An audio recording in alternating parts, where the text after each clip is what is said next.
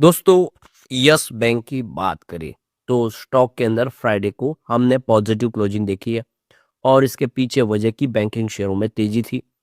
और yes bank अब आप देख ही सकते हो कि काफ़ी मजबूत बनती हुई दिखाई दे रही है। लगातार यस बैंक का कारोबार बढ़ रहा है और एसएमबीसी का साथ मिल चुका है। तो ग्लोबल मार्केट में भी तेजी से कंपनी अपने बिजनेस को आगे बढ़ा सकती है। इसके बीच में यस बैंक ने एक बड़ा फैसला किया है, अपने एम्प्लॉयज़ को फिर से बोनस शेयर जारी किए। तो आप देख ही सकते हो कि यस बैंक का प्रदर्शन इस समय लगातार बेहतर हो रहा है।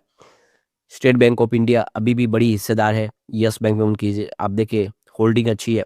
और यस बैंक की जो संभावनाओं को देख के जो स्टेट बैंक ऑफ इंडिया का जो बयान निकल कर है मैनेजमेंट का, वो काफ़ी मायने रखता है। क्या कहना है स्टेट बैंक ऑफ इंडिया के मैनेजमेंट का, वो भी जानेंगे इस वीडियो के माध्यम से।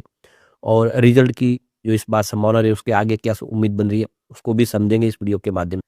लेकिन फ्रेंड्स, उससे पहले अगर आप पहली बार हमारे चैनल पे आए तो चैनल को सब्सक्राइब कर दीजिए, एक बेल आइकॉन दबा दीजिए ताकि जब भी नया वीडियो बने पहला नोटिफिकेशन आपको मिले। वीडियो पसंद आए तो लाइक से जरूर कीजिए। चलो फ्रेंड्स, वीडियो स्टार्ट करते हैं। मैं हूँ आपका दोस्त एस बी दवे और हमारे अपने चैनल ऑनलाइन कमाई में आपका बहुत बहुत स्वागत है। सबसे पहले निफ्टी बैंक की बात करें तो 57,876 के स्तर पे क्लोजिंग थी, जहां पे 0.56% की तेजी देखने को मिली। तो भले ही सेंसेक्स में गिरावट हुई हो, लेकिन बैंकिंग सेक्टर में देख सको कि शेयरों में अच्छी तेजी हमने देखी है फ्राइडे को।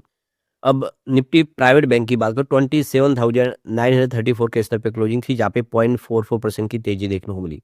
तो दोनों ही सेक्टर में ठीक था, तेजी बनी। अब यस बैंक की बात करें 22.88 पर क्लोजिंग देखने को मिली, जहाँ पे 1.10% की तेजी से ये तेजी प्राइवेट बैंक और निफ्टी बैंक के मुकाबले ठीक की ज्यादा थी।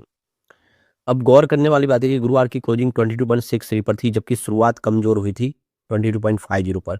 इंट्राडे में 22.30 का लो भी बना, लेकिन उसके बाद जो खरीदारी लौट के आई, बड़े फंड हाउस ने जो खरीदारी शुरू की, जिसकी वजह से 22.94 तक चला गया। तो गिरते बाजार में भी यस बैंक ने काफी बेहतर किया। उसकी परफॉर्मेंस देखें तो पिछले एक साल में 9.96% के आसपास की तेजी बनी है, लगभग 10% के आसपास की तेजी है। अगर हम बात करें 2 ईयर की तो 36.10% के आसपास का इसने पॉजिटिव रिटर्न दिया। 3 ईयर के हिसाब से इसने 38.07% के आसपास की तेजी बताई है, जबकि इसका जो 4 ईयर का रिटर्न है वो 74.43% है और 5 ईयर का रिटर्न 77.13%। कुल मिला के लगातार पॉजिटिव रिटर्न दिया है, भले ही कम लेकिन तेजी बनी हो। परंतु अभी अपने उस फ्रेश हाई से जो 32 रुपये का बनाया था उससे नीचे स्टॉक है और आप देख सकते हो कि स्टॉक आने वाले समय फिर बेहतर करता हुआ दिखाई दे सकता है। अब यहाँ पे जो बड़ी अपडेट निकल के आ रही है, यस बैंक की तरफ से जो एक्सचेंज को जानकारी दी है, उनका कहना है कि उन्होंने अपने एलिजिबल एम्प्लॉयज को जो एम्प्लॉय स्टॉक ऑप्शन स्कीम है उसके तहत शेयर जारी किए। 5,53,703 इक्विटी शेयर जारी किए, जिसकी फेस वैल्यू ₹2 की है। तो ₹2 की फेस वैल्यू से यह देखो कि एम्प्लॉय स्टॉक ऑप्शन स्कीम के तहत शेयर जारी किए गए उन एम्प्लॉयज को जिन्होंने अपने गोल जो उनको दिया था उस गोल को उन्होंने अचीव कर दिया। और ऐसे में वो जितने एम्प्लॉयज वो उनको ये एक तरह से इनाम के तौर पे शेयर दिए जा रहे। तो लगातार यस बैंक ऐसे ही उन एम्प्लॉयज को जो अपने टारगेट को अचीव कर लेते हैं उनको शेयर अलॉट कर रहे हैं। तो ये देख सकते हो कि यहाँ पे 8 नवंबर 2025 को यहाँ पे नॉमिनेशन रेमुनरेशन कमेटी की तरफ से इसको अप्रूवल दिया गया है, जो स्टॉक ऑप्शन स्कीम के तहत, जिसमें वाईबीएल ईएसओपी 2020 स्कीम और वाईबीएल ईएसओएस 2020 स्कीम और वाईबीएल आरयूएस प्लान 2024 के तहत ये शेयर जारी किए। तो इन शेयरों के लिए यस बैंक की तरफ से 46,94,395 रुपीज़ की फंड यहाँ पे रेज किया जो है इस्तेमाल किया जाएगा और ये पैसों के माध्यम से इन शेयरों को जो एम्प्लॉयज है उनको दिए जा रहे।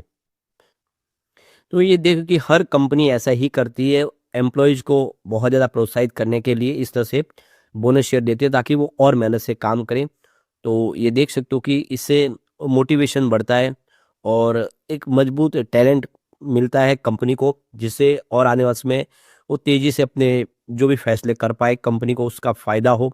तो बिल्कुल यस बैंक ने भी ये फैसला किया है और आप देख सकते हो कि इससे उनका हौसला जो है और बढ़ता है हौसला, जिससे वो आने वाले समय और बेहतर कर पाते हैं। अब एक जो बड़ी अपडेट और निकल के आ रही है, एसबीआई के चेयरमैन ने यस बैंक के शेयरधारकों को गुड न्यूज़ दी है।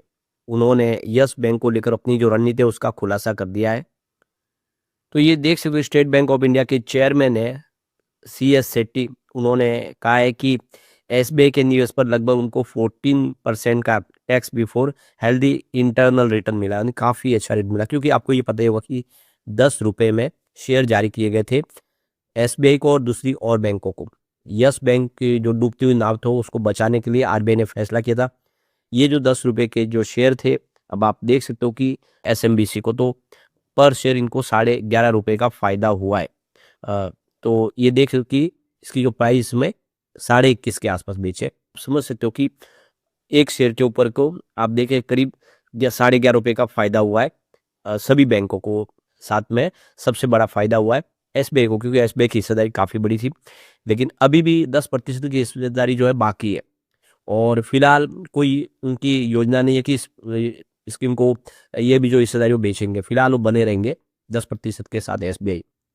तो यहाँ पे चेयरमैन की तरफ से जो बयान निकल कर आया है कि यस बैंक में जो अपना निवेश था उनको 14% का यहाँ पे हेल्दी इंटरनल रिटर्न प्राप्त हुआ है। लेकिन एसबीआई चेयरमैन का कहना है कि उन्होंने सिर्फ रिटर्न के नज़रिए से ही निवेश नहीं किया है, बल्कि उन्होंने एक यस बैंक जो प्राइवेट सेक्टर की गिरती हुई बैंक को स्थिर करने के लिए अपना एक योगदान दिया है, वो उनके लिए मुख्य है। तो बिल्कुल एसबीआई का कहना है कि यह उनके लिए महत्वपूर्ण है कि उनको अच्छा रिटर्न मिला है। उनका फैसला इसलिए था कि ये एक बैंक जो बिल्कुल प्रॉब्लम में आ गई है और डूब सकती है, ऐसी बैंक को पटरी पे लाया जाए, ये उनका मुख्य ध्येय था। तो उन्होंने इस हिस्सा का जो योजना थी आरबीआई की, उसका हिस्सा उन्होंने बने। उनका मकसद लाभ कमाने का नहीं था, बल्कि नाजुक घड़ी में बैंक को वित्तीय स्थिरता प्रदान करना था, वो जो हमने किया है। और हमें बहुत खुशी है कि यस बैंक फिर से खड़ी हो गई। अब यहाँ पे CS सेट्टी का कहना है कि यस बैंक में फिलहाल उनकी निकलने की कोई योजना नहीं, 10% हिस्सेदारी वो बनाए रखेंगे अभी भी। उन्होंने कहा है कि इसके लिए जो समय कोई हमारी बाध्यता नहीं है, हिस्सेदारी को बेचने या न बेचने पर हम कभी भी फैसला ले सकते हैं, समय आने पर हम उचित फैसला लेंगे।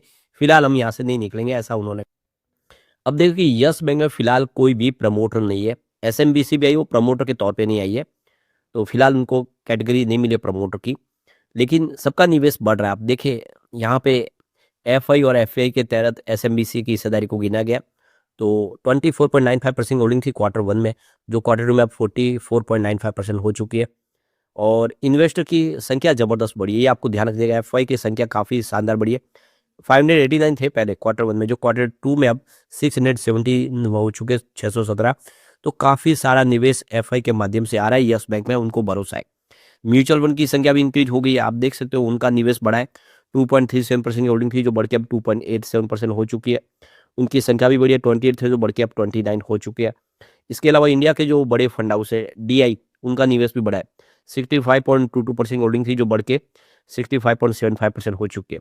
ऐसे में अब हम कह सकते हैं कि यस बैंक पटरी पे, और आने वाले समय यस बैंक बेहतर कर पाएगा। तो सबसे बड़ी बात है कैश फ्लो। इस समय यस बैंक के बाद अच्छा खासा कैश फ्लो, मार्च 2024 में कैश फ्लो -38 करोड़ था, निगेटिव कैश फ्लो था। लेकिन इस समय 9249 करोड़ का अच्छा खासा कैश फ्लो भी है यस बैंक के पास, और एक रणनीति है, विजन है। और एसएमबीसी का कहना है कि हम इसको अब ऊंचाइयों पे लेके जाएंगे। ग्लोबल पार्टनर मिल चुका है, तो विदेशों में भी कारोबार बढ़ सकता है, और भी नए सेक्टर में एंट्री हो सकती है। तो कुल मिला के यस बैंक के लिए आने वाला समय काफ़ी बेहतर साबित हो सकता है। लेकिन फ्रेंड्स, कोई भी इन्वेस्टमेंट करने से पहले अपने फाइनेंशियल एडवाइजर से एडवाइस ले ली, या अपना खुद का रिसर्च करें, क्योंकि मैंने वीडियो आपके एजुकेशनल पर्पज के लिए ही बनाया। वीडियो पसंद आए तो लाइक से जरूर कीजिए और चैनल को सब्सक्राइब कर दीजिए। Thank you friends.